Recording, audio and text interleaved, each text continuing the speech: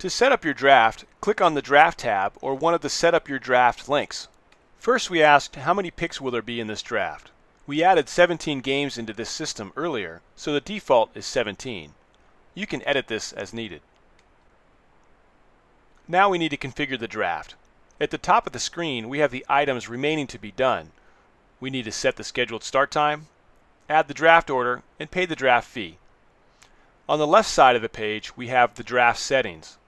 On the right side are individual draft settings. Let's start by setting the scheduled start time. The draft doesn't start until the group administrator actually pushes the Start Draft button, but we do need to have a scheduled start time so people know when to arrive. We'll enter a time and hit the Save button. We'll set the draft order next. The first section of the draft order page is the total picks and picks per partner. These are the partners in our draft. Each partner gets 4 picks in this draft, and one partner gets 5 picks. If your group has unequal ownership percentages, you can give partners more or less picks in the draft. The next section is the picks per round.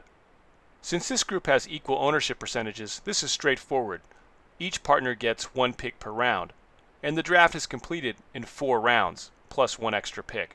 If your group has unequal ownership percentages, this can be adjusted to meet your group's needs. Last, we set the actual draft order. The section on the right has the picks per partner. We need to correct this. Click on the Draft Order wizard. First we have the picks per partner. Then we have the initial pick order. You can adjust this yourself or click the Randomize button. Next, decide between Snake Draft and Repeating Draft, and then apply the settings. The draft order is built out for you. You can make any changes if necessary. Save your changes to continue. With all of our settings complete, let's take a look at the actual live draft page. The draft start date and time is listed at the top, and then notice the Start Draft Now button.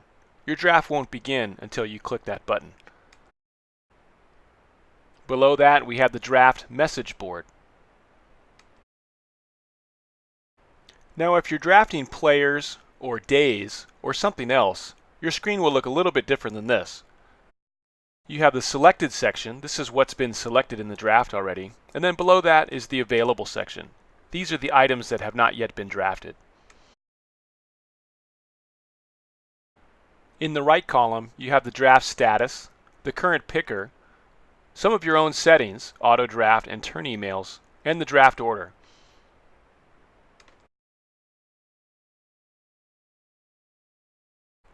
This draft is ready to begin.